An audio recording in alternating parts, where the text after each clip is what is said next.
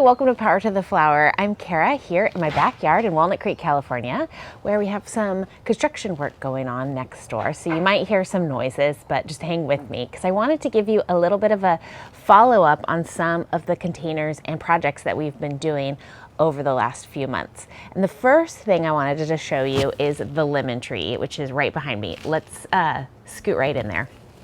Okay, so here is the lemon tree that you remember we pruned, I think in February or March. And the parts that I wanted to show you were some of, oops, I'm following. So the parts that I wanted to show you are some of the heading cuts that we made that have made really great progress. And this one in particular, if you recall, this one was crossing, this branch was crossing over to this side, and it gave the lemon tree kind of a fuller look on this side. And so when I cut it, it was a little bit like, oh no, is this a good decision?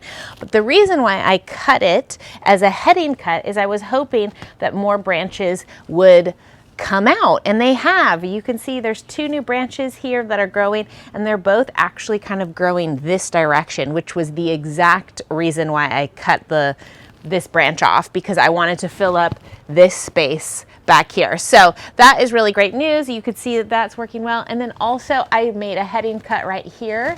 And then I have some new branches. I think there's 4 branches, but these 2 are also coming this direction. So that was my whole goal here, was to kind of fill up the back of the tree. I think we might end up staking it as well and pulling it back. I'm not sure. We're thinking about that. Don't have very much experience with that. All right, let's go to the next project. Okay, so here we have the rock bed and the walled bed. As you can see, the walled bed's doing great with all of my Supertunia Roayl Magentas, and then my lemon coral sedum is on the front edge. It's so interesting because from this one, this direction, they are just growing and loving their life. I've had 2 die on this side, and I wasn't able to find any more, so I've replaced them with some Sedum Angelina for now until I find some more lemon coral. I don't know if the ones on this side have perished because of my dog, which is why I added this little fence, and it is working. She's avoiding this area now. Or if it's because this area gets more sun. The shade of this redwood tree kind of protects this area in the later afternoon, whereas this side gets totally beaten down. So I'm not sure. Also, this rocked bed up here, this is where I had all of my poppies. There was one in between these 2 scabiosas, and those are all gone. So now the question is what to replace this bed with. I don't know what I'm going to do yet, but I'm thinking about it. So if you have any fun ideas, give them to me. One idea that I had early on was to consider planting only things in this bed that were edible, even if they weren't things that we eat all the time, like violas or something, because this was a lemon tree and this is like our patio area, and I thought, wouldn't that be fun if you just came over here and you could scavenge? But I wanted it to still be kind of curated and beautiful. So that's a challenge I'm considering trying. Let me know what you think. Hey, let's talk about this pot right here. This pot is definitely one of my favorites because it gets so big, and in the winter it all goes back to the soil. We cut it down at the base, but then the plants grow back like gigantic. So we have this clematis, which is a French name that I'm not going to try to say. I'll put it on the screen, but it's flowering beautifully. And then down here is Diamond Mountain Euphorbia, and there's 3 in there, and as you can see, it just gets so big and full of like white little sparkles. All right, let's go check on the vines, Joan Lorraine. I planted 3 of those, 2 in a sunny spot and 1 in a shady spot, and it's kind of nice to look. Don't look too much at our junk area over here. But this pot is, as you can see, is getting some filtered sun in the morning, and then it gets a little bit of sun down the way this direction in the late afternoon. And this is a Scandens Joan Lorraine, which is slowly making its way up this trellis that we made.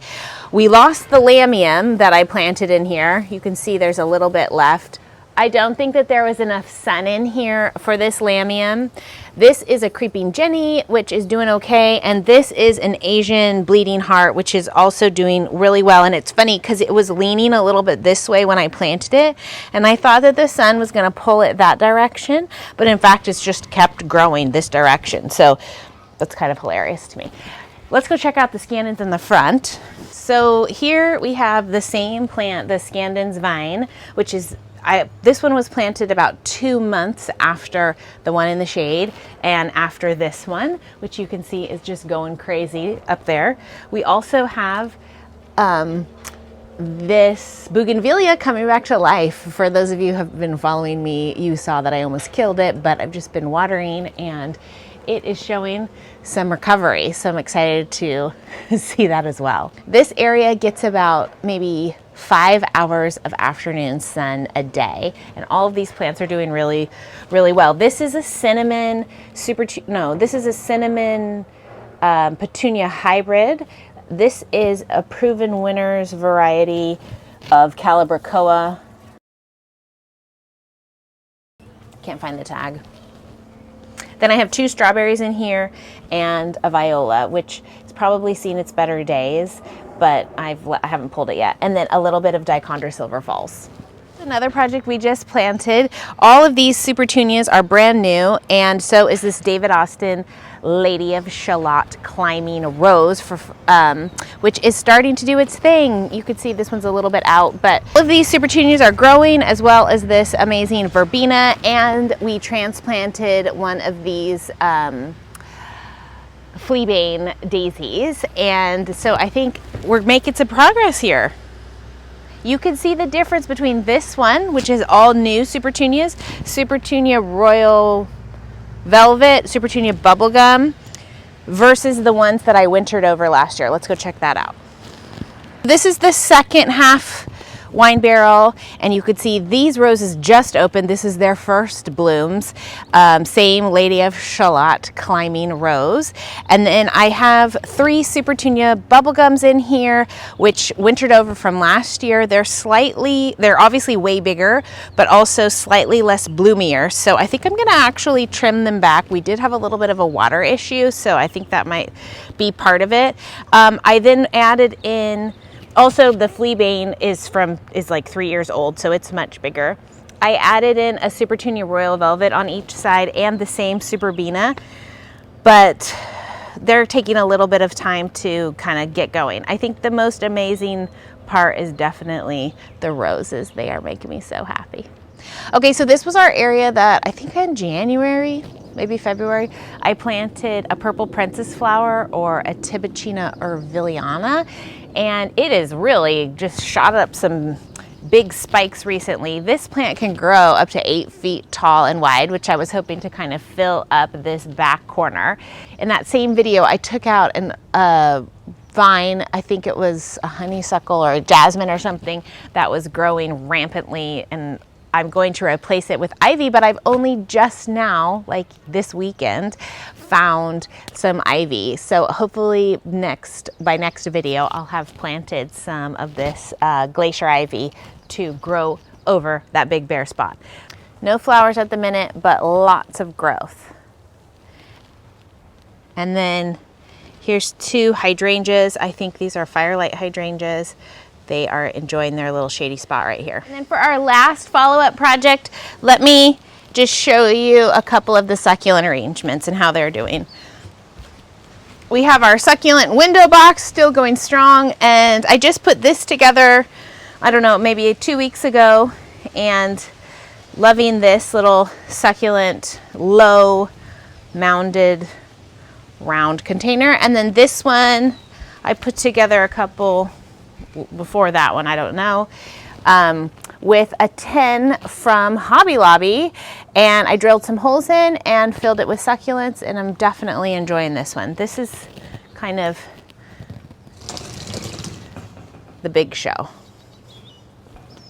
So anyways, that kind of brings us to the end of this follow-up video to just show you some of the projects that are going on, some of the things I'm thinking about. If you have any suggestions for my rock bed, I would love to hear about it. I post videos every Tuesday, but you can find me on Instagram and Facebook during the week. Hope to see you there. Thanks again. Bye.